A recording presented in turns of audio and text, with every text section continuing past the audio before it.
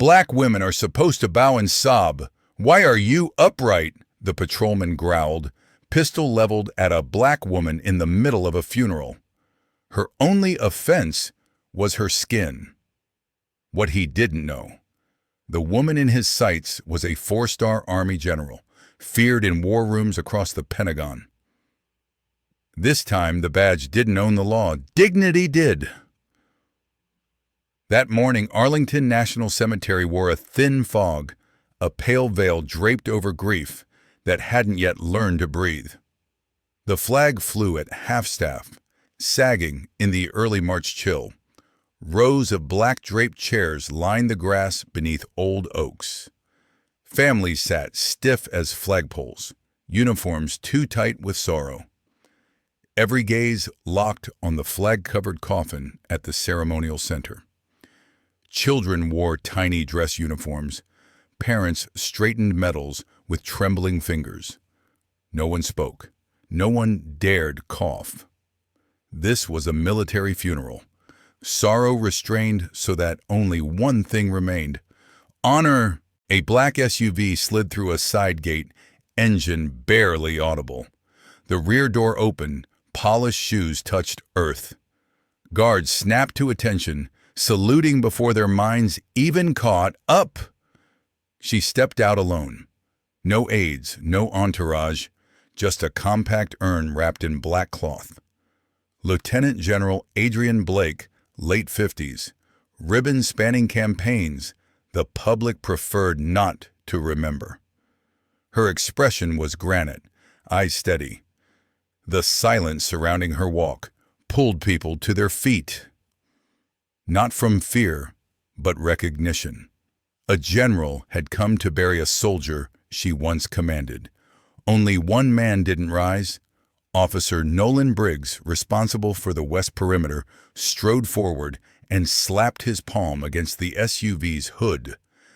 The crack of flesh on metal ripped the ceremony open. A young flag-bearer flinched, the pole slipping, wooden tips striking ground with a dry snap. A boy in a miniature uniform whispered, "Mom, is he yelling at her?" His mother only clenched her veil.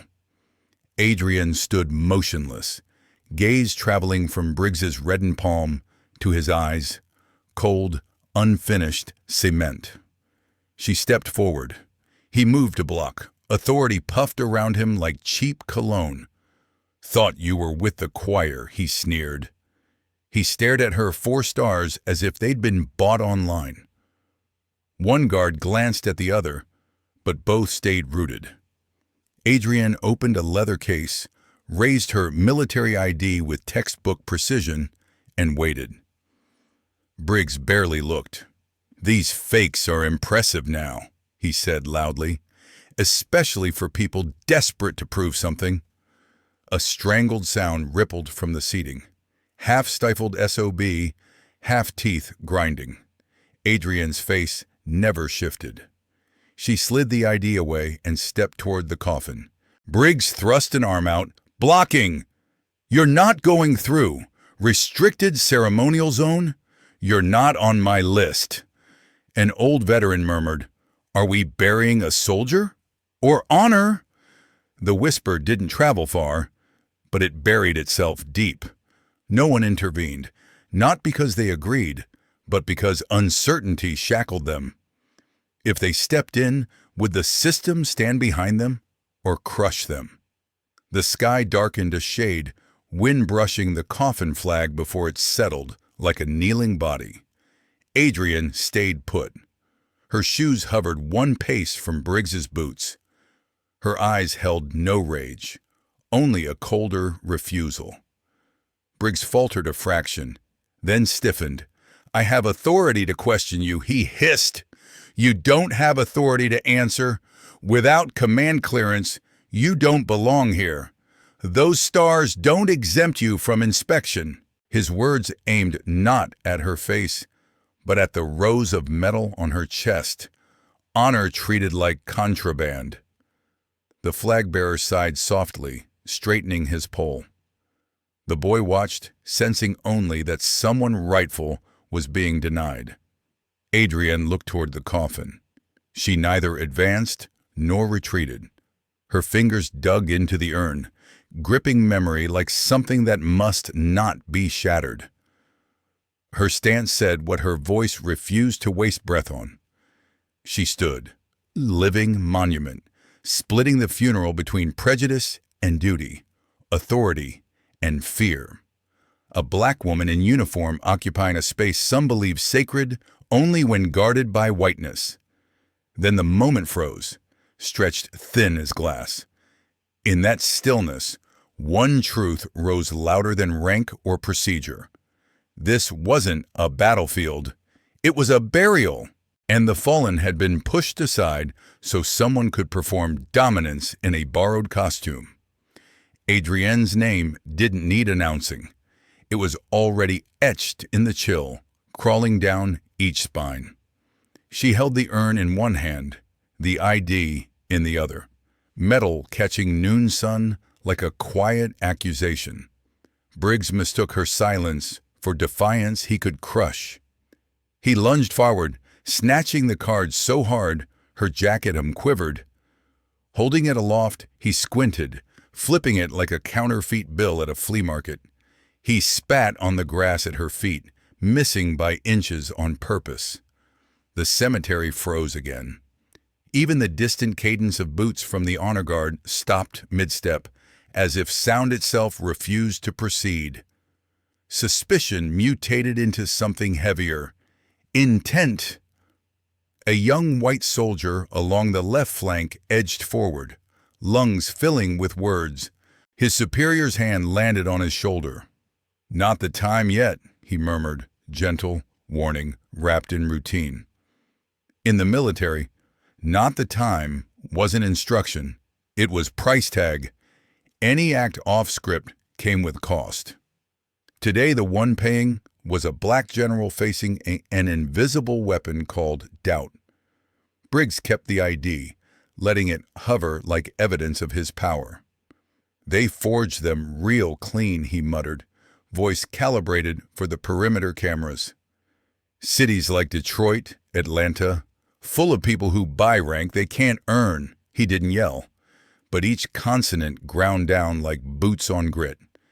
In the bushes, a cluster of journalism students filmed, shaky phones streaming.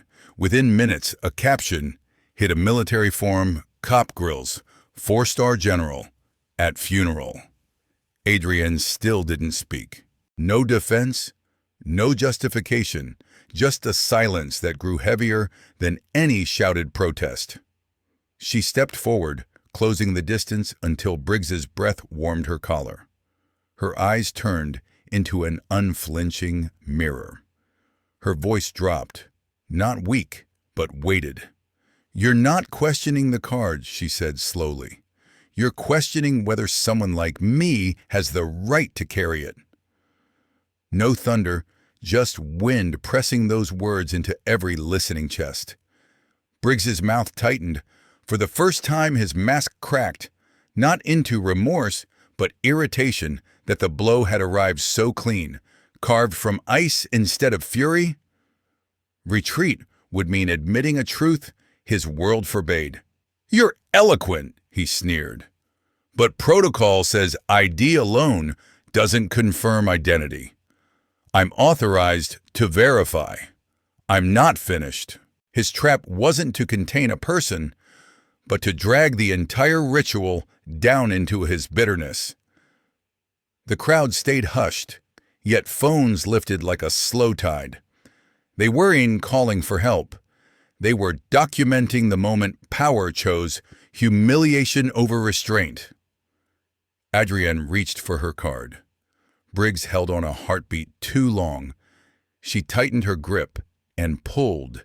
Decisive, swift, not violent. The card snapped back into her hand. The ring of metal against her nail sliced through the air, sharp enough to make the wind flinch. She turned away, leaving Briggs stranded in the aisle, hand empty, expression jarred open. As he fumbled for a new excuse, a notification buzzed on a young soldier's phone. Live stream. Cop versus General. 120,000 watching. No commander barked orders. No slogans rose. The mother with the boy in miniature uniform simply stood and stepped into the aisle, walking towards the casket. She ignored Briggs completely, eyes only for Adrienne. Her nod said everything. Something had ended. Something else was beginning. A new ritual, born where the old one failed. No one dared call the funeral interrupted. Those paying attention understood. The real burial had just started. Adrienne moved forward, not rushing, not hesitant. Each step weighted with someone who'd crossed kill zones without asking permission. Her shoes pressed, cracked soil beside the coffin, ground exhaling under a woman who refused submission. She held the urn steady, not a grain disturbed. Every breath drew an invisible line. "Who truly has the right to approach?" Briggs growled, impatience sliding into threat. "You take one more step, I treat it as hostile." No one saw his hand shift until his Glock cleared the holster. The metallic scrape tore through the sacred quiet like nails on glass. The sound didn't belong here, yet here it was, at a soldier's goodbye. Adrienne neither advanced nor backed away. She stood level with the barrel aimed at her chest. The coffin flag twitched, as if honor itself were staring down the muzzle, wondering who the real threat was. "One more movement and I'll consider it aggression," Briggs hissed.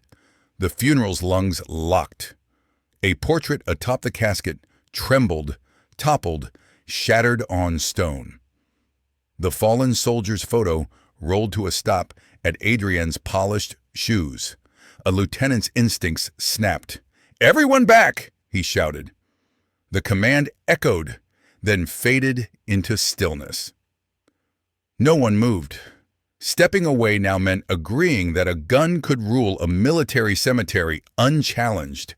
A white colonel in uniform near Briggs stepped aside, leaving his orbit. Not to aid Adrienne, not to confront Briggs, just to align himself silently with the coffin, remembering why he'd come, not for a cop's ego. Adrienne didn't stoop to retrieve the fallen portrait, not because she didn't care, but because a bowed head would live forever in someone else's narrative.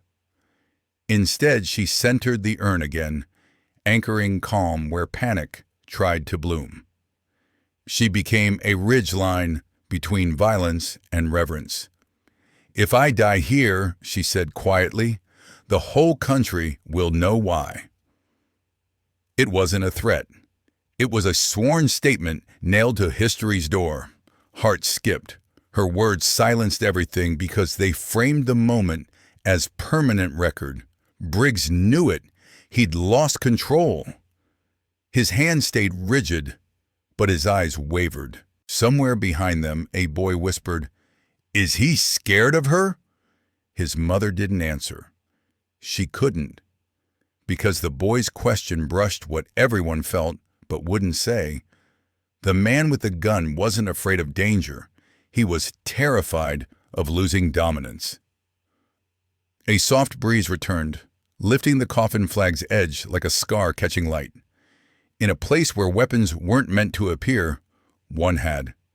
And the only barrier between that gun and catastrophe was one unbroken woman. No one screamed. No phones rose now. Shame had turned spectators to statues. This was no longer cop versus general. It was honor versus privilege. One ready to endure, one ready to fire. Justice trembling in between. The wind died. The flag stilled.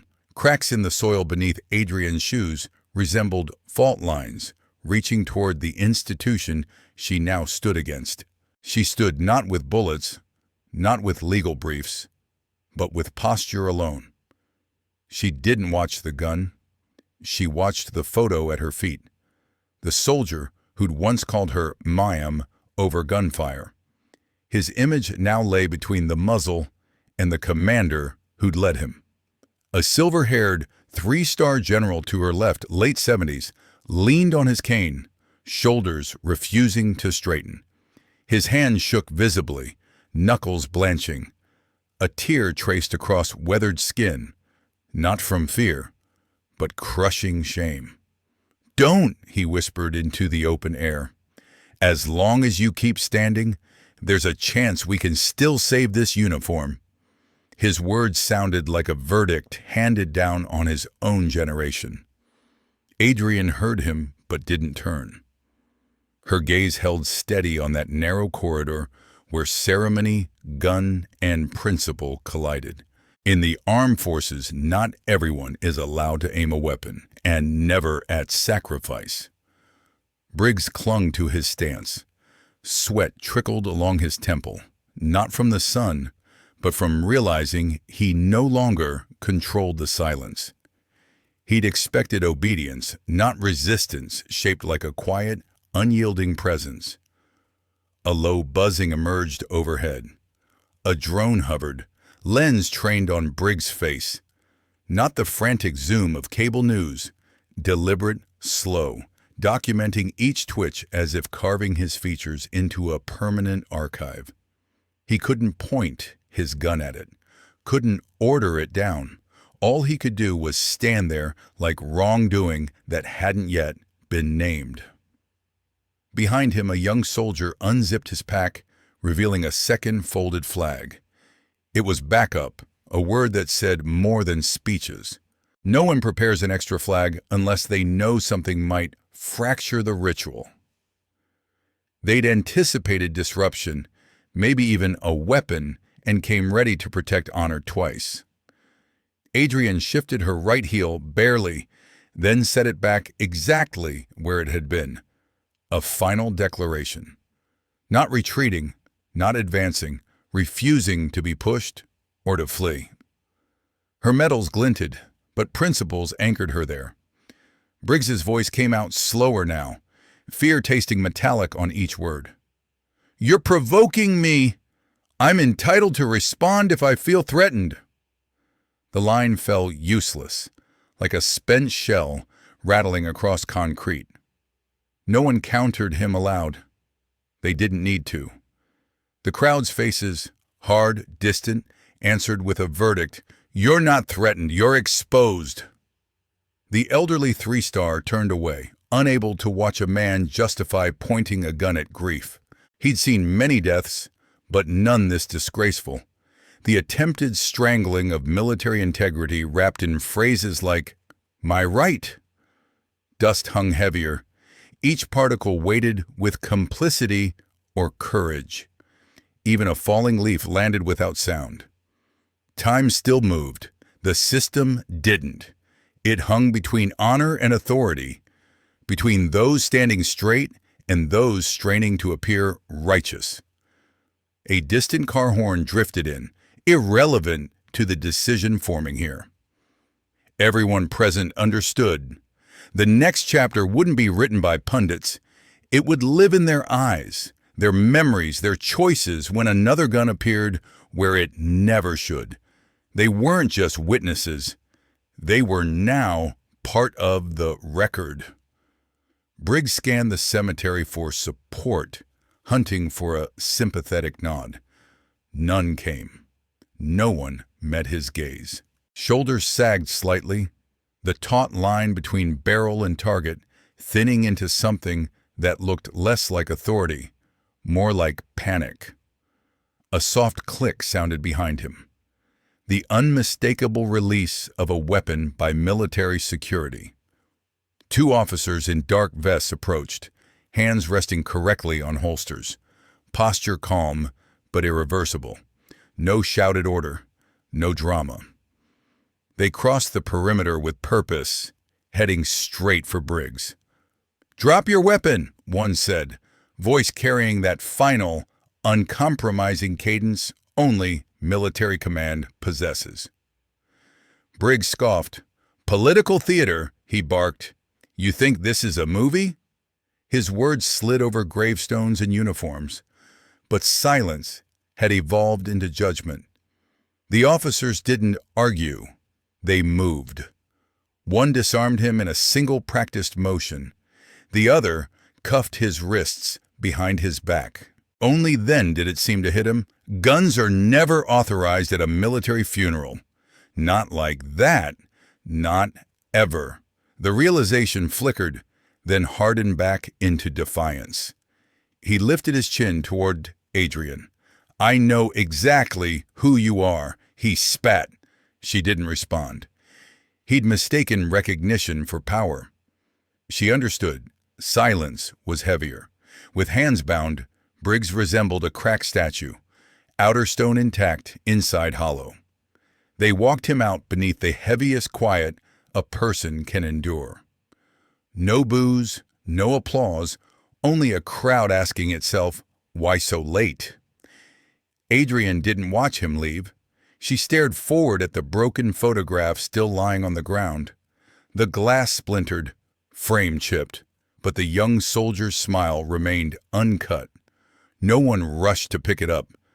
They were learning to sit with consequence instead of tidying it away. An old man with white hair and World War II ribbons pushed himself upright, leaning on his cane. He moved slowly into the aisle where Briggs had stood and struck the cane 3 times against stone. Each crack echoed like a bell, shaking dust from the ceremony's polished surface. "Today, morality turns a page," he rasped. No applause. Heads bowed, not to him but to the blunt truth. The crowd's faces became shards of a broken mirror, each reflecting shame in different shapes. They understood. Every person there had, in some way, helped this moment fester by staying quiet for too long. 1 second to draw a gun. 1 second to fracture something that once felt untouchable. No one said suspension. No one uttered isolated incident. Cameras, witnesses, and the unforgiving memory of uniforms had already rendered judgment. A cop had raised a gun at a general during a funeral. The system would answer. The ceremony limped back into motion. Honor Guard reformed. A senior officer replaced the shattered frame with another pulled from the auxiliary hall. Movements followed the original script, but faith in sacredness carried a crack. That fracture wasn't born from bullets. It came from permission, from the quiet consent that let someone like Briggs rise to a post where he believed he could point a weapon at honor unchallenged. The mother with the miniature uniformed boy sat stiff. He asked no more questions, but his small hand crushed fabric of the mourning flag across her lap. What he learned that day wouldn't come from textbooks. Rifles fired their 3 volleys. Drums rolled, precise and cold. Yet the ritual couldn't drown what came before. 1 second for a gun. 1 second for a nation to see how rotten certain roots had become. It also took 1 second for Adrienne Blake to remain standing, forcing the institution to choose complicity or reckoning. The country woke within hours asking the same thing. Who is she? Her name, rank, and record surfaced like something long held underwater. Not from investigative exposés, but because the system that once sidelined her now had no choice but transparency. General Adrienne Blake, United States Army, first black woman to command 3 operational combat formations simultaneously. The woman held at gunpoint was the same commander who'd once led a daring rescue from a rebel prison near Kandahar. Among the saved, the son of a Virginia state senator. The senator frequently railed against diversity initiatives in the armed forces. An old Pentagon photo showed Blake kneeling under fire, bandaging a panicked private's leg. Headlines didn't need embellishment. One paper ran, "A general was held at gunpoint. Now, America's on trial." The facts alone were enough to send a chill through households that usually watched wars from couches. She'd led 5 cross-border counter-terror missions into Syria, survived an ambush in Iraq that left her the only unwounded officer, carried 3 bleeding soldiers back to safety while shrapnel tore her shoulder. Twice she declined promotion to a cushy Pentagon post, choosing instead to stay with field units. Her name spread through Twitter, Reddit, veteran forums. No one asked about party affiliation. The question was simpler. How could this happen to her? The hashtag #FuneralGunGate vaulted to the top of trends within hours. One veteran posted, "Never seen my service disgraced like that. Never seen a general endure such humiliation with such quiet honor." A war correspondent who'd shadowed Blake in Mosul wrote, "She's the only person I've watched step over a corpse and still remind her squad why they carry weapons in the first place." Pushback came. A conservative senator known for opposing women in special operations defended Briggs. "Protocol verification," he insisted. "Any potential threat must be treated seriously, regardless of who's involved." He didn't expect his only child, a Navy lieutenant stationed in Guam, to post one sentence at midnight. "Dad, that woman dragged me out of a minefield in Helmand. Stop defending the indefensible." The tweet rocketed past 1 million shares. Foreign media weighed in. A French daily called it a slap to American pride. A British paper described the funeral as a surreal collision of race, power, and military reverence. Still, everything circled back. Who is she that just standing still forced the system to remember what it owed? That evening, a veteran anchor opened the nightly news with an unexpected line.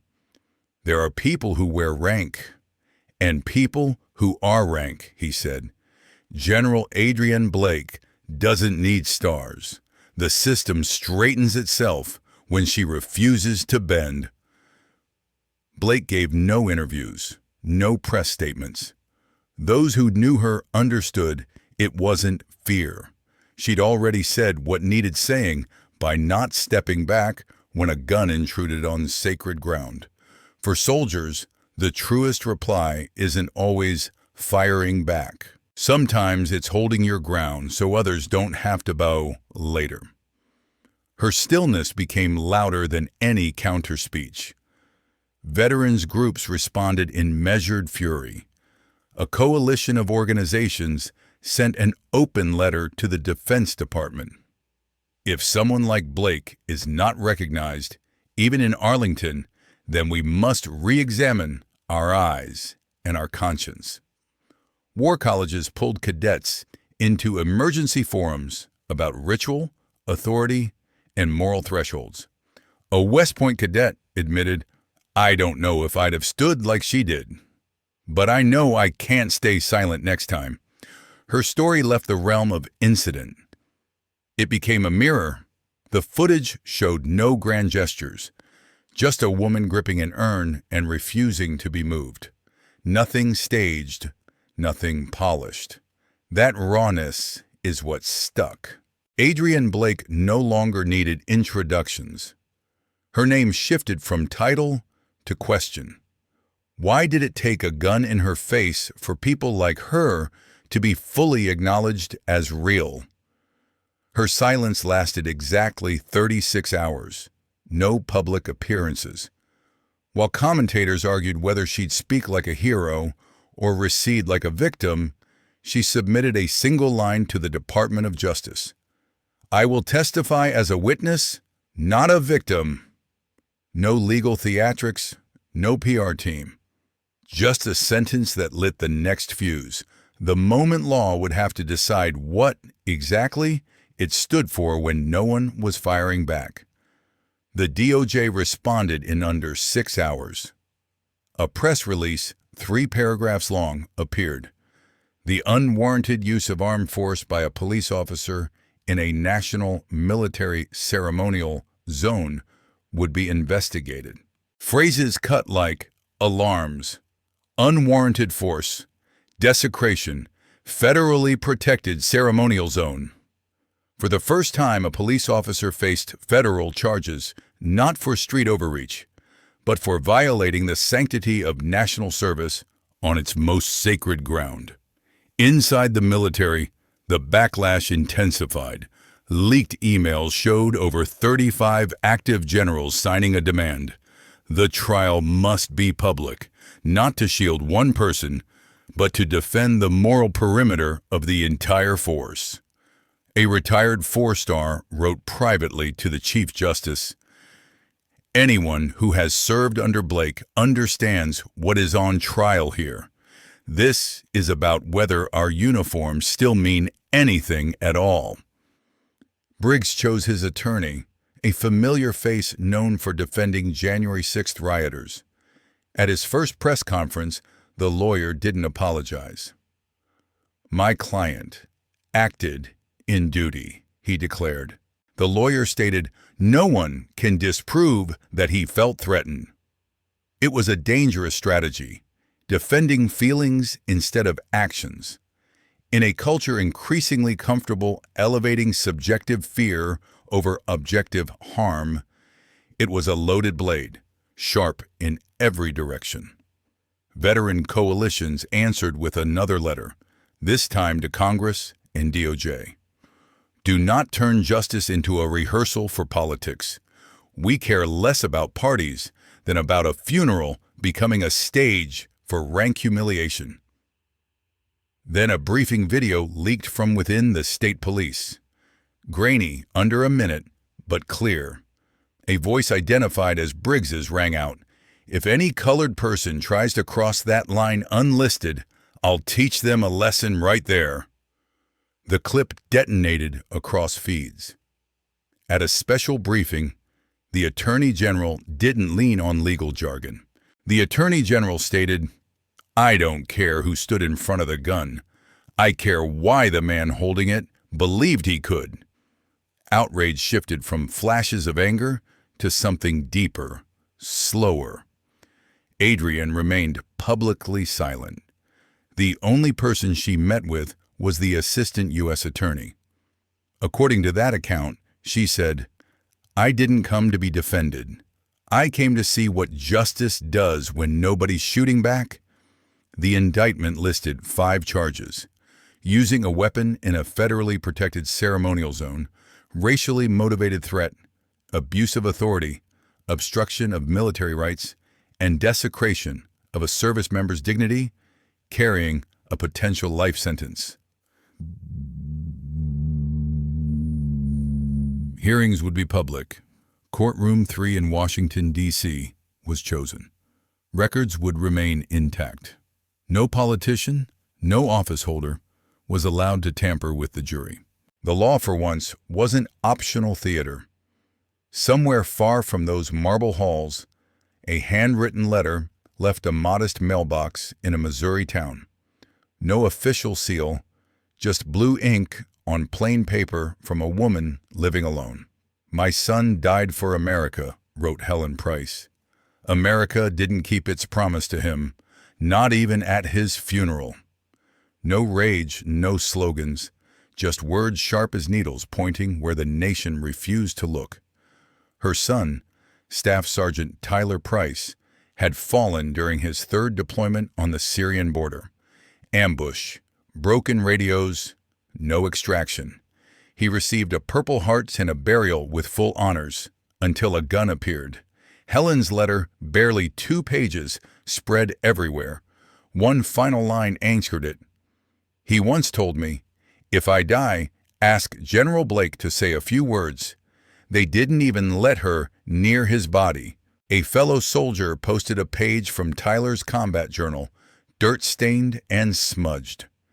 "If something happens to me," it read, "I hope Ms. Blake does my eulogy. Her voice over gunfire is what kept me breathing." No one could manufacture something that specific. No argument could sanitize pointing a gun at Blake as she approached Tyler's coffin. In Georgia, at St. Luke's Church, the Price family's parish held a prayer service. A banner at the entrance read, "We pray not to restore what's lost, but so we don't forget what was promised." No cameras, just 40 aging veterans kneeling and whispering for a different kind of courage. Afterward, the pastor, Father Miguel Harris, nearing 70, was invited to bless the local police precinct. He declined with a single sentence. "I cannot bless a place that once pointed a gun at honor." Public emotion stopped feeling like a wave and became a tide. Veteran gathering shifted focus from politics to dignity. One old soldier in New Mexico said, "I've seen men die of thirst, never saw a general blocked from her dead." Those present at the funeral began writing personal accounts. One mother recorded every flicker across her son's face when the gun appeared. A medic wrote down blood pressure spikes in elderly attendees as the confrontation unfolded. Line by line, these notes formed a sharper archive than any official report. Scholars called it slow moral accumulation. What happens when a society used to closing its eyes is forced to leave them open. On Black service member forums, a simple phrase caught fire. "We've been waiting this long." No explanation attached. Anyone who'd ever worn the uniform while Black understood exactly what waited meant. Briggs's history surfaced next. Internal personnel files from his 13-year career dripped onto the internet. Buried among them, a complaint he'd filed in 2012 to Military District 7 at Fort Liberty. He'd been rejected from enlistment, not for fitness, but for psychological screening. His grievance accused the unit of over-favoring Black soldiers. In the margin, red ink underlined, "If someone like me can't serve, people like them aren't real soldiers." No one had wanted to confront that sentence back then. Now, with Arlington burned into memory, it read like a prologue. Briggs hadn't stumbled into prejudice, he'd cultivated it. In an old documentary about street patrols, he'd said on camera, "I can't stand a world where people wear rank they didn't earn. When the game's rigged, breaking rules stops being wrong. It becomes inevitable." Asked what he meant, he smirked. "If they won't let me in, I'll guard the gate." At the time, it sounded like bitter humor. Now it sounded like a blueprint. His 2012 psych evaluation summarized him in one line. Candidate exhibits a damaged value system and uncontrolled responses toward individuals who surpass his imagined criteria. Not a diagnosis, an early warning that no one enforced. During a search of his home, investigators found a small leather notebook. Inside, only 4 words in red ink, "I will take back." Same handwriting, same anger, same vow never properly addressed. Colleagues described him cautiously. He rarely spoke, but after shifts under Black commanding officers, he'd mutter, "Nowadays, talk the right politics, and you outrun bullets." Each stray comment now slid into place like evidence. Monday morning, courtroom 3. The air itself felt pressed into attention. No one checked phones. No one shuffled papers loudly. It was as if the country had squeezed itself inside these 4 walls. Adrienne Blake walked in, uniform razor sharp, 4 stars bright under fluorescent lights. Medals arrayed across her chest, not as decoration, but as ledger entries written in blood and sand. She raised her right hand to swear in. The clerk read her name, age, 57, and rank. When offered a chair, she shook her head slightly. "I'll stand," she said, in a room where injustice had long sat comfortably. Briggs's attorney, gray-templed and polished, approached it like he was testing advertising copy. "General, you chose to wear full uniform today. Is that to remind everyone you're the injured party?" he asked, smile thin. Adrienne's posture tightened. "I wear this," she answered, "because the person I'm here to speak about can't anymore." She removed a small box, setting a purple heart on the stand. No cameras had recorded the day she received it. "I left pieces of myself in a valley no one flies over," she said. "I don't need pity." The attorney scribbled meaningless notes. There was no counter-argument sharpened enough to dull that metal's edge. "Are you here as witness?" he pushed. "Or as political symbol?" Adrienne tilted her head. "Symbols are created," she replied. "I didn't create anything. I survived. I showed up to tell the truth." The judge nodded once. "General Blake, you may proceed." She didn't consult paper. "I'm not here to list battles," she began. "I'm here because someone believed they could draw a gun at a funeral on the person who once led Americans through enemy fire. I've been hit by insurgents. I lost part of this arm to a landmine," she added, "but I never had a gun pointed at me until I wore this uniform on American soil." A hush thickened. No one could shrug that off as coincidence. No one could later claim they didn't know. A juror, a middle-aged white woman, breathed in sharply, realizing this wasn't about abstract right or wrong anymore. Briggs's lawyer tried again. "Some say public anger is driving this case, that you're being used as an emotional symbol." Adrienne nodded once. "If the public is angry, they're angry for me. I don't have time to be angry. I'm busy standing so they don't have to kneel." No one clapped, but a shift rolled through the room. The recognition that, whatever verdict came, the truth had already walked in on 2 feet and refused to sit down. Then came the ordered confrontation. Defendant and general, 4 steps apart. Briggs in orange, wrist cuffed, rebellion smoldering.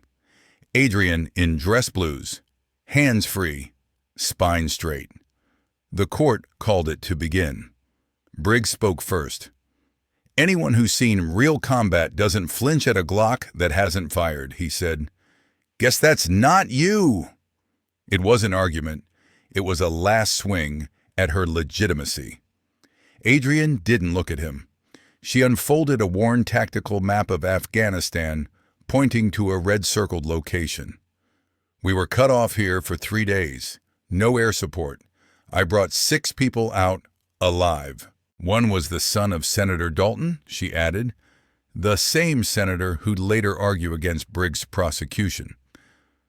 The irony hung in the air like smoke. No dramatics, just a connection nobody could unsee. "So you can shoot," Briggs scoffed, "but you can't handle someone aiming at you. That's funny." The cruelty wasn't clever, just naked. The room's silence thickened from discomfort into something like collective disgust. "I don't refuse being targeted," Adrienne answered calmly. "I refuse to bow." It wasn't a comeback. It was a definition of the line she'd drawn in that cemetery and was drawing again here. She moved to the evidence podium, holding up a copy of Briggs's 2012 complaint.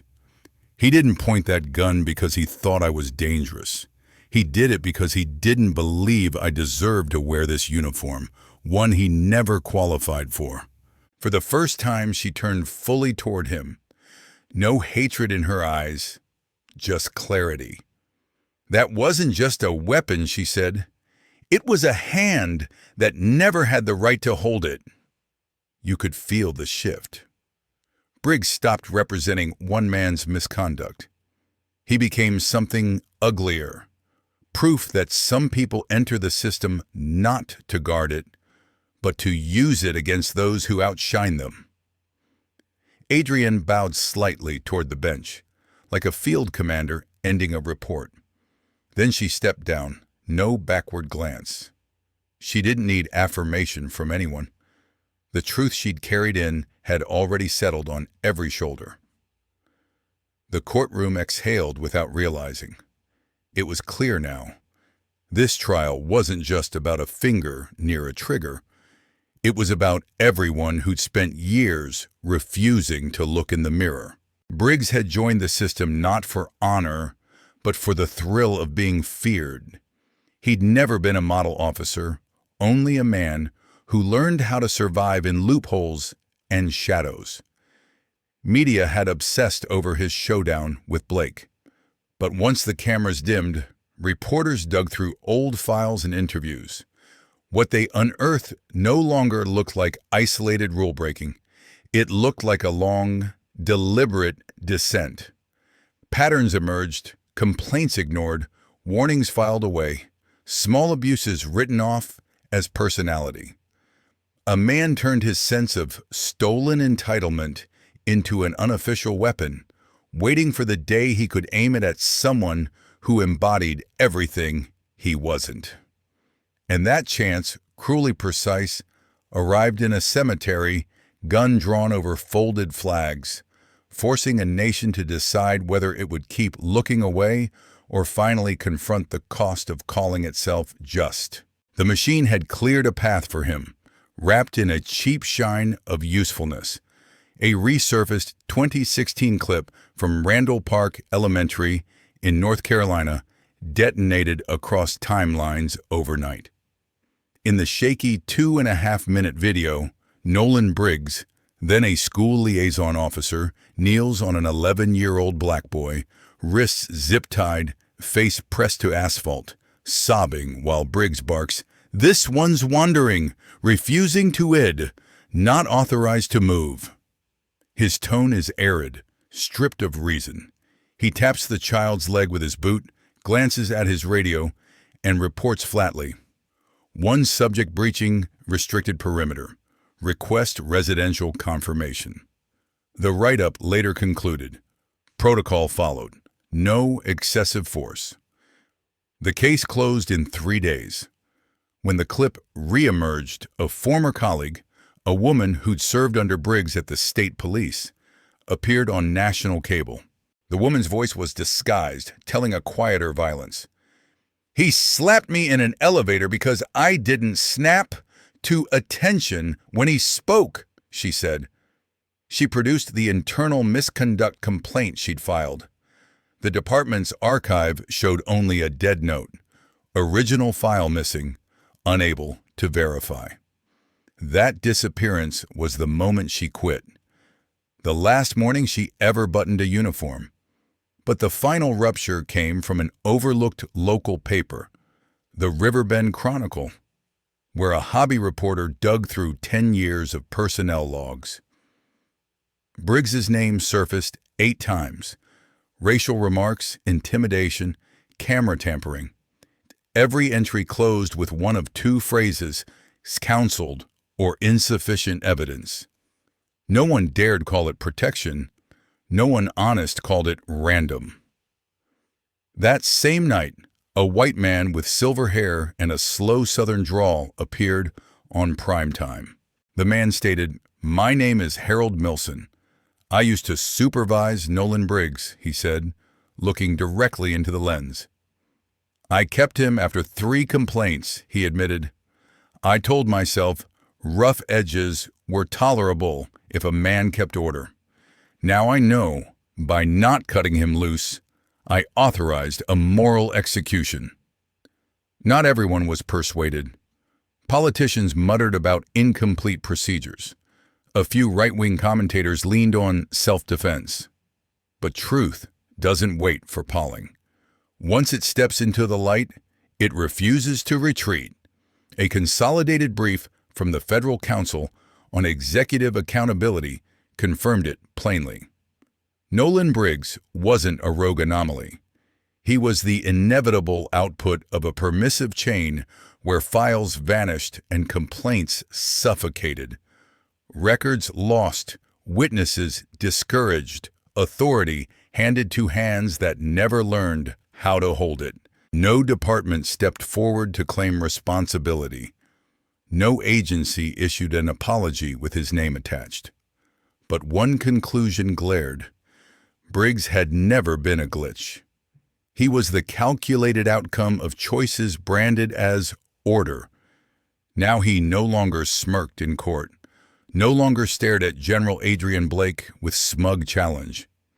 His features hardened, not from terror of the sentence, but from exposure. Every insult, every shove, every weaponized sneer came back to him in the only form he couldn't shrug off: undeniable evidence. He was undone not by a single ruling or a screaming crowd, but by overlooked fragments, old forms, forgotten footage, stories everyone had seen but chosen not to say aloud until silence finally cracked. As the shadow of one man, stripped down to raw motive, staggered before the bench, other shadows gathered opposite him. These shadows were not lawyers, not pundits, but soldiers. No one formally summoned them. No PR team arranged seating.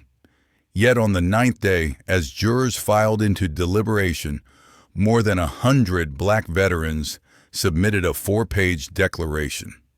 It began without legalese. We stayed quiet, not because we were ignorant, but because we believed someone else would speak. If Adrienne Blake is not protected, none of us has any worth left. It didn't ask forgiveness or hurl accusations. It simply narrated the lives of those who'd breathed the same dust as she had, seen her command under fire, and watched her guard dignity where death treated everyone equally. Staff Sergeant Marcus Porter, retired, who'd served with Blake in Helmand in 2010, wrote, "She jumped first when the mine went off and was last to leave after hauling every wounded body out. The only time I ever bowed my head to a superior," he continued, "was not for rank, but because she carried the dignity of our whole unit when I had nothing left to grip." No one read that dry-eyed. She wasn't being turned into a saint. Those who'd stood at death's edge were confirming she was among the rare few who didn't use power as a pedestal, but as cover for others. Down in South Florida, a combat veteran battling PTSD sat before a local camera, ticks jolting his face, gaze razor sharp. "My daughter keeps asking who a real role model is," he said. "I never mentioned a princess. I said Blake, not because she's flawless, but because when I broke down in rubble, she dragged me out without caring what my name was." No swelling soundtrack, no dramatic zoom. These accounts didn't need Polish. In a courtroom wrestling with the divide between earned honor and bloated authority, those voices became bedrock. The final anchoring testimony came from a former Navy SEAL who'd never gone near a TV camera. In a short handwritten letter, he described being shot in the leg while Blake wrapped a tourniquet. "When I came to, I told her, 'I don't want a woman saving me,'" he confessed. "She said nothing, didn't flinch, just kept her hand on my leg until medics arrived. 'I'm not writing this to apologize,' he concluded. 'I'm writing to say the person I insulted is the only reason I'm alive.'" People once called her detached, iron-willed. These stories didn't label her. They constructed her. Raw bricks, some chipped, all heavy. No slogans needed. She wasn't shielded by might. She was surrounded by those she'd lifted off battlefields and pushed back toward life. Media outlets carried the declaration, but even partisan channels struggled to spin it. This time, the speakers weren't commentators or attorneys. They were men and women whose lives had once literally hung from each other's hands. The letter ended with a line that landed like a final period. "If justice does not stand with Blake, then justice has already fallen." The trial moved into its 13th day. Courtroom benches no longer felt like seating. They were rows in a ledger. Every flinch, every hesitant answer, every trembling raised hand pressed against the spine of the very system people were trying to keep upright. This was no place for balance anymore. Truth doesn't negotiate. It only needs out. First on the stand that morning was Lieutenant Patrick Hale, a white officer who'd worked 6 years alongside Briggs in admin. His evaluations were ordinary, his career unremarkable. But when asked, "Were you ever instructed to ignore Briggs's misconduct?" he locked up. 3 seconds. 5. A dry swallow. Then his voice shattered the room. "We were ordered not to see it," he said. The silence that followed wasn't absence of sound. It was an impact crater. That answer was more than testimony. It was an institutional confession. The judge requested documents. An internal memo from November 18, 2021, labeled Unstable Behavior Report, Officer Briggs, Confidential, was read aloud. Its centerline cut like a scar. "Briggs is dangerous but useful. Maintain control. No spin necessary." The system's own language had indicted itself. Prosecutors then requested more records, internal message threads between commanders. After argument, 3 chains were released. The shortest was one text from a duty captain 3 days before the funeral. "Let him rough the brass up if he wants. Keeps them in line." The words dropped like a hammer. The gallery didn't yell. They didn't have to. Every comma, every period felt like a gavel in a future history book. People realized they hadn't just tolerated a man, they'd curated him.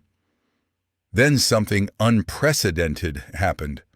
From the audience, State Police Commissioner Daniel O'Keefe stepped forward. He hadn't been called.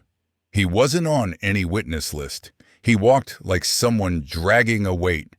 "I'd like to address the court," he said, "not as a commissioner, but as someone who let a broken system keep breathing." The room held its breath. O'Keefe didn't look at Blake or Briggs. "I read the reports," he confessed.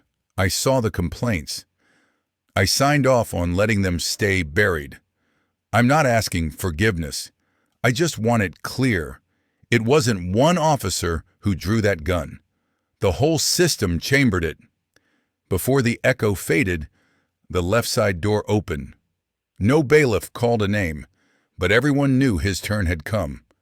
Briggs rose, head high, no apology in sight. His prison suit hung immaculate. His pace wasn't hurried or hesitant. Each step felt like a dare, not to the judge, but to the idea of order this trial was trying desperately to salvage. No one moved to stop him. He took his place, unrestrained. A lawyer half rose to remind him of limits, then sank back, realizing any procedural scolding now would sound absurd. Briggs inhaled sharply. "You want truth?" he said evenly. "Fine, listen up. I'm not the monster you scripted for your drama specials. I'm not your neat little villain so the system can blame me and wash its conscience. I'm your finest product," he continued, "built from rewarded silence and ethics programmed to dodge reality." The room tightened. A juror's fingernail tapped wood, loud as a drumstick against glass. He fixed his stare on the jury. "Don't sit there pretending you're pure," he spat gently. "I did what you think about, but won't say. I signed off on holding black kids without proof to balance statistics," he said. "I funded juvenile lockups because it helped elections. This machine runs on quiet agreement. I just had the guts to call it what it is." A reporter dropped her pen, fingers shaking, remembering past interviews where she'd quoted him without ever pushing back. Juror 9 frowned, not in disbelief, but in that sick space where recognition and disgust overlap. "Don't tell me I'm lying," Briggs snapped, seeing heads slowly shake. "You've been silent for decades. When a teenager stripped and questioned with cameras off and you scroll past, where were you? When a mother's deported over paperwork? His volume rose, not like a man losing control, but like someone landing a prepared blow. No one could look him straight in the face anymore. He turned back toward the jury box, reading every crack. He spotted a man in the back row, shoulders shuddering, hand clamped over his mouth. A choked sob escaped. Briggs smiled, viciously satisfied. "Looks like I hit the abscess," he murmured. "If I'm going down, this America's coming with me," he said. "Not because I'm heroic, because I'm a mirror twisted by your glances away and your convenient clicks, and every time you chose silence to save your image." The crying juror wasn't grieving for Briggs. He was hearing echoes of his own compromises, signing off on a biased policy, ignoring a misconduct report with not enough info as an excuse. Now that cowardice was being yanked into daylight. The judge moved to cut him off. Briggs raised his hand, not asking permission, but blessing his own confession. He didn't need more words. He'd already slipped collapse into the seams of the room. "Give me 10 years, 20 life," he hissed.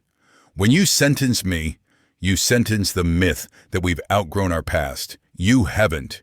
You just learned better ways to hide it." In the broadcast booth, a director cursed. No one dared cut the feed. Online, the hashtag #NarsAmGuilty spiked, not in solidarity with Briggs, but as a grim acknowledgement that he'd pierced a delicate illusion. "At least I'm not part of it. Yes, I'm guilty," he exhaled, "but I'm not alone. That's why I'll sleep better than you tonight." No applause followed. But everyone knew he hadn't asked for mercy. He'd laid a curse on the room. The last stillness belonged not to a victor, but to the man who'd failed so completely, he managed to drag the tower down with him, using nothing but the truth twisted through his own venom. As air thickened around his words, people realized the mask had fallen. No one stood untouched. No one would leave wearing white. The clerk's footsteps broke the spell, heels clicking like ritual drums. No cue was needed. The moment had arrived. The jury foreman stood, verdict sheet in hand. The paper stayed steady. His eyes did not. A lifetime in law had not prepared him for this pronouncement. He looked at no one, not the defendant, not Blake, not his peers. He stared into a blank patch of wall as if reading the obituary of an era he'd once trusted. We, the jury, having reviewed all evidence and testimony in open court, sentenced the defendant, Nolan Briggs, to life imprisonment without parole, he read. No cheers, no sobs, no clapping. Only one sound cracked the air, louder, ragged, broken, slicing the room. Briggs laughed, not like a madman, not like a relieved man, but like someone watching a long, ugly joke finally admit itself. He rose without help, eyes sharp as an old knife, rusted but still cutting. "In the end, guns don't kill," he spat. "Fear kills everyone." The words landed with horrifying accuracy. No one answered. How do you respond to something both vile and true? Those who'd believed justice was solid now watched it quiver in the grip of the man just condemned. The trembling, not the sentence, became the real verdict. No one stood. No one moved. Heads bowed, not in reverence, but like mourners at a funeral. Except the deceased wasn't a person. It was an illusion. General Blake sat still, eyes forward, not granting Briggs a final glance. Her gaze traveled beyond the walls, towards something unfinished, a memory that hadn't yet found its ending. In the last row, a 10-year-old boy sat quietly. The same child who'd asked at the cemetery, "What is that man doing?" His innocent question remained the sharpest verdict. It didn't demand punishment. It asked that what justice even means. Blake turned slightly, just enough for him to see her face. She didn't answer. Some questions deserve answers lived, not spoken. Their eyes met, forming a quiet pact. Truth isn't what people announce. It's what they can no longer outrun. Guards led Briggs out. No one waved. No one looked away. The room turned into a crypt. The gavel hadn't just struck wood. It had struck the last bit of naive belief that law alone could guarantee righteousness. People remained seated, not because they were tired, but because there was nothing noble left to stand for. This hadn't been a trial. It was a burial of an age that trusted justice to find its own way home. Outside, the reckoning shifted to another place, a stone wall on the eastern edge of the Federal Military Cemetery. At first, just one folded note was taped there. No name, no address. 4 words in a shaky hand: "I turn my back." No one knew who wrote it, which meant no one could stop what followed. Within 3 days, the wall was speckled with paper. No announcement, no hashtag campaign. People simply came, carrying pens and shame. Each note was handwritten, each apology unmistakably personal. Some managed a single sentence, others crossed out lines again and again. Some cried before pressing their scrap against cold stone. None of them posed for photos on the way out. A 10-year-old in a faded red shirt wrote in pencil, "I don't get why grown-ups have to relearn how to treat heroes." His note sat beside another. "I teach history and skipped Blake because I feared the why." The 2 pages didn't talk to each other, but together they read like a hymn with no music, a quiet requiem for all the times silence was misread as neutrality. A veteran from Louisiana with silver hair and stooped shoulders stood near the central stone for hours. He didn't cry or kneel. Finally, he taped a line at the entrance checkpoint. "Sorry I applauded when he was promoted." A sentence thin as a blade, cutting through layers of brass once pinned to men like Briggs. Former subordinates drifted in alone, off schedule, leaving their own slips. One officer, face hidden under cap, mask, and glasses, came just after midnight. He pressed his note on the wall and left without looking back. It read, "We weren't blind. We were scared to see ourselves." That confession froze the air. No one rebutted. Truth from the shadows carries more weight than 1,000 polished speeches from podiums. By day 5, ordinary paper felt inadequate. Architecture students arrived with a hollow steel frame, 10 feet tall, open to the wind. No permits, no sponsors. They bolted it beside the wall, a skeleton waiting to be filled. People began covering it with apology notes. 100,326. In all. The notes were stuck to salvaged steel panels once used as detention center gates. Metal that had locked the innocent now held confessions.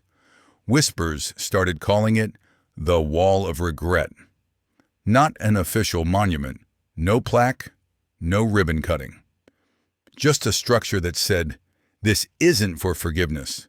It's for remembering complicity." Blake never spoke there. She posed for no pictures. Witnesses occasionally saw her among the trees, holding a single blank slip of paper. She never taped it up. She carried it like a reminder that her job wasn't to write a message. It was to live one. As the notes yellowed and the steel stayed icy, her name quietly entered classrooms instead. Not as a chant, and not on a hero's banner, but as a fracture line. At the National Officer Strategy Academy, the leadership syllabus changed. Week 8 bore a new lecture title. Not because she was a general, but because she didn't draw her weapon. No exclamation mark, no photo, just the words on a slide that silenced the hall the moment they appeared. The retired colonel teaching that day didn't start with dates or decorations. He played a 12-second clip. Blake standing at the funeral, hands still, eyes locked, no commands, no rebuttals. When the clip ended, he asked, "Why did she choose to do nothing?" No one answered. Everyone understood. Her refusal to react forced the entire system to react instead. A cadet stood up and asked, "Are we studying ethics to manage weapons or to manage ourselves?" There was no tidy reply. Training quietly shifted from what to do to what our choices cost. At the State University of Constitutional Law, students reenacted the Briggs trial. Each had to pick a role: juror, defense, witness, bystander. There were no model answers, only confrontations. One group staged it in a glass-walled courtyard so anyone walking past could watch. They argued, cried, walked out. When it ended, no one applauded. They stood as if hearing a verdict aimed at them. The Federal Policy Institute listed Blake not under heroes, but under boundary cases, when one person holds the line for many. Critics complained it diminished her. The backlash triggered a 3-day forum. Between silence and resistance, who carries the gap? Journalists begged for interviews, for a closing statement. Blake sent back one handwritten line: "If I'd tried to explain myself, I might never have stood up from that cemetery." No flourish, just refusal. She understood she didn't need to be cast as a great woman. She had to remain the question that forces others to ask, why did a general have to face a system's full cowardice alone? Meanwhile, Briggs's name was being scrubbed in quiet, relentless strokes. During a policy seminar at Northridge University, students hijacked a slide that praised him, overlaying his face with, "Not everything taught deserves to stay." When the professor skipped comment and continued, the class rose in silence and walked out. The clip, captioned, "Not in our syllabus," flew across feeds. No shouting, just the sound of reclining seats snapping upright. In a Chicago enforcement library, a staffer refused to restore Briggs's mold-damaged monograph after a leak. Asked why, she said, "Some things should rot, just like what created them." Her words became a tagline for an online push to remove Briggs's writings from required reading. Dozens of universities quietly complied, revising syllabi without fanfare. Blake's name never appeared on stamps or street signs. Instead, it surfaced on class outlines, thesis covers, diagrams, and ethics modules labeled "Case, Standing Still Under Threat." One communication major wrote a thesis titled, "Adrienne Blake, The Anatomy of an Unyielding No." There were no photos, almost no quotes, just an analysis of how her silence forced reaction.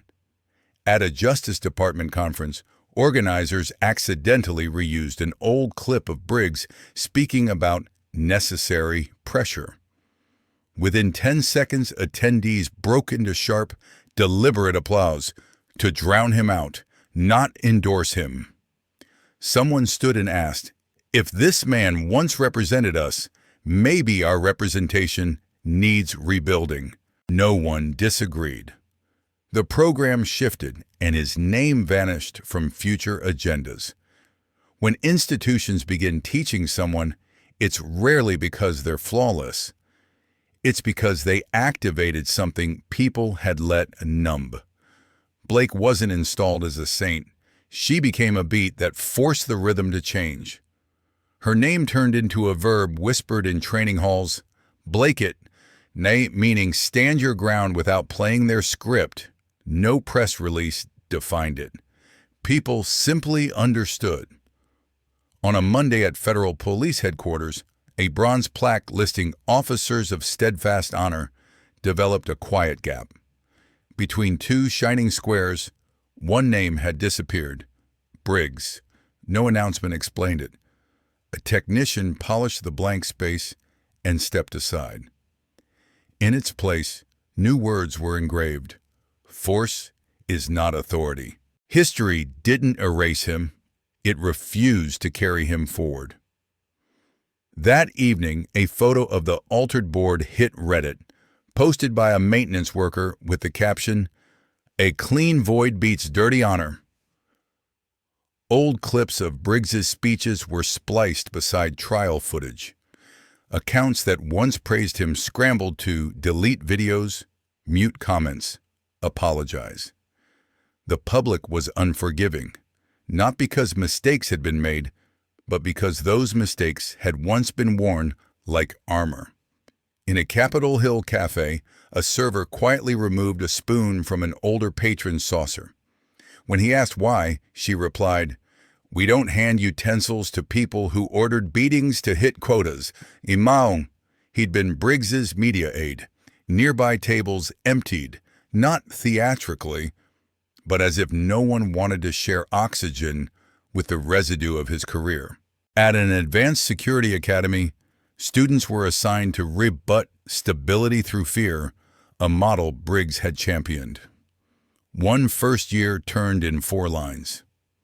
"I don't need lessons on scaring people. I need to learn how to stand beside them, not over them." If your system taught the opposite, your system needs school.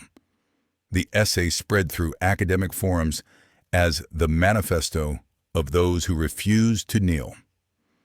In Briggs prison, inmates requested transfers away from his tier, not from fear, but because they didn't want to share space with weaponized cowardice. One ex-officer incarcerated for refusing to enforce Briggs's quotas said in a sealed interview, "I eat in silence now, but at least I'm not breathing the same air as someone who thought power meant never listening." In a national policy archive, his official portrait hung upside down, glass shattered, face turned to the wall. Asked about it, a senior clerk said, "Leave it." The ruin itself had become the commentary. People stopped saying, "His name was taken down," and started saying, "That space reminds us we once got it wrong." The emptiness became the most honest plaque they had. A memo circulated quietly through state commendation offices: revoke all medals, retrieve certificates, scrub Briggs from honor databases. The reason was terse: no longer consistent with public trust. Clerks processed the removals as if taking out trash. No righteous speeches, just deletion. At a regional academy where his bust once stood, cadets arrived one Saturday to find the statue gone. In its place, a bear block with a tin sign scratched by hand: "No longer represents us." A cadet filmed it, posting, "This morning, the courtyard finally felt honest." Millions watched.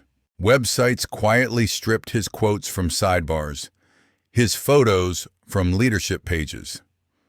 No comment sections flared because the silence said enough. The era of using him as a template was over.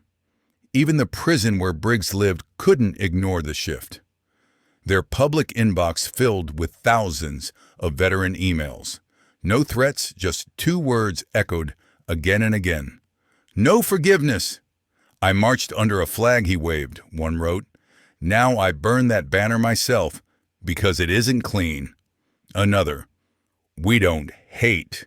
We just refuse to be represented by someone who crushed honor." Academy alumni petitioned to remove his signature from their diplomas. The school board replied with 3 words: "We understand. Approved." The prison never answered. It didn't have to. Silence had become agreement. When Briggs appealed to the Supreme Military Court, the response was swift and final: appeal denied. Beneath the Chief Justice's name, one line cut through years of political maneuvering. This sentence is not only for a man, but for a doctrine that governs by fear. From then on, punishment felt less like retribution, more like surgery, cutting out a diseased principle. A short, unsigned article spread online. We're not appealing the verdict, we're appealing the trust that made him believable. Students printed it on posters, shirts, classroom doors. A tech company that once hired Briggs as a governance advisor scrubbed every trace of him from its campaigns, not under pressure, but because no one dared pitch him as a model of human-centered control anymore. His pension and honorary stipends vanished in a 2-hour vote. The stated reason: breach of public trust. A line of code removed his name from payment systems, a silent keystroke ending years of unearned reward. When the notice reached his cell, the guard slid it onto his tray without comment. Briggs looked up for a reaction and got none. Even the man holding the keys called him only Inmate 739 now. On a policy podcast, a former cabinet advisor said, "If we once wrote his name in gold, today silence carves it out with minus signs." The quote circulated over a blurred screenshot of Briggs behind glass. At a rehab wing Briggs had helped fund, nurses petitioned to rename it after Blake. The board caved after thousands of signatures. A new plaque appeared: "The Blake Wing, for those who carried honor and wounds." Someone stitched old footage of Briggs cutting the original ribbon with shots of the updated sign. 19 seconds. No dialogue, just a before and after that the internet embraced with a quiet, satisfied nod. From then on, removing him wasn't erasure, it was filtration, a methodical cleansing of a narrative that had once called cruelty a leadership style. People began to understand cancellation wasn't the execution of a person. It was the awakening of a generation done negotiating with brutality in uniform. Nobody had to declare the end of the Briggs era. At a memorial hall in Denver where his portrait once hung, visitors saw only a patch of repainted wall, the shade slightly off. A teenager stared at it, then wrote in the guest book, "Sometimes silence is justice catching its breath." A paper briefly taped there read, "Once displayed here, a face unworthy of being seen again." It was torn down minutes later, but not before photos flooded timelines. Replicas appeared on walls nationwide. Journalism students shot a documentary about his disappearing image. They interviewed a retired guard who cried, describing how Briggs once ordered a teenage boy isolated 48 hours for looking defiant.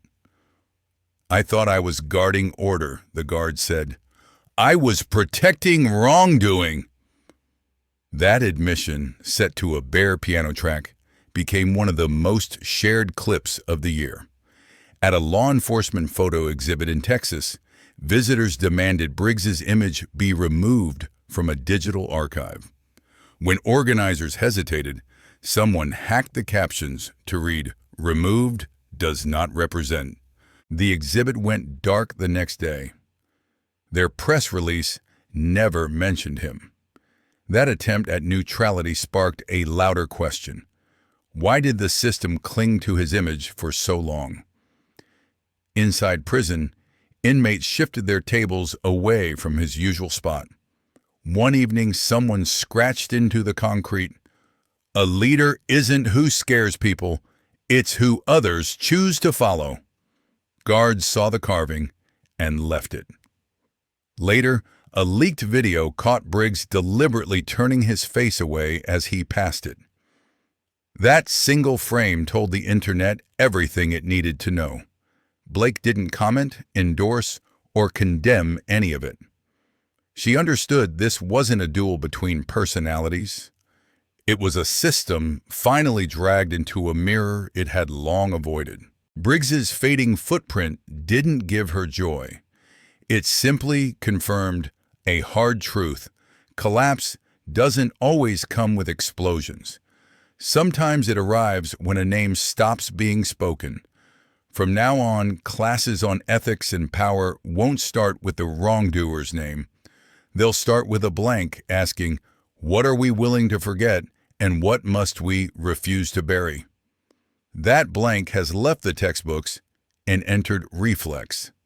At USC, when a professor absent-mindedly held up Briggs as a case study in crowd management, the entire hall rose in unison. No yelling, just standing. He couldn't finish the lecture. Video of the stand-up lesson gathered millions of views. No narration, just footage of students refusing to sit for a name history no longer accepted.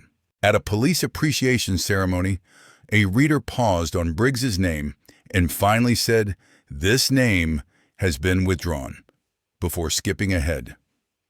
A live stream of that hesitation became its own quiet landmark. In Briggs's cell, a book from the library bore a handwritten note on the inside cover. "Your theory couldn't save you. No one wants to read it." Staff didn't investigate. The book broke no rules. When he tried returning it, no one took it. After that, the library stopped lending anything he'd authored. The volume stayed on shelves as artifacts of an error, not sources of wisdom. In a downtown subway station, a Heroes of Security billboard got replaced with graffiti, a blank square outlined in spray paint, and the words, "Not everyone once displayed deserves another turn." City crews painted over it twice. Each time, someone restored it by morning. Eventually, officials stopped trying, unwittingly agreeing that some lessons should remain ugly to be remembered. A circle of former officers promoted under Briggs's doctrine held a press briefing to renounce his influence. No longer a model, no longer a man, no longer of value, they read together. The video circulated quietly within law enforcement channels, a detox with no official directive, yet understood as essential. Briggs didn't need news alerts to know what was happening. He could feel the absence. When a name vanishes from wall plaques, training slides, casual conversation, that isn't discipline, it's exile. Not from the justice system, but from collective memory. As his name dissolved, people realized the empty space needed filling, with something that wasn't about rank or medals, something that couldn't be revoked. The image that remained was a woman who'd stayed upright when everything else shook. Since his conviction, Briggs's world had shrunk to concrete and steel. Outside, a veteran mailed back an old photo of them together with a note, "I don't pose with trash." The picture became a meme. In the prison yard, inmates began turning their backs whenever he entered. Someone poured an entire shaker of salt into his food once. No one confessed. He shouted. The room kept eating as if he were yelling at headstones. Online law students launched Erase the Serpent's Trail, flooding faculty inboxes with demands to pull Briggs's quotes from curricula.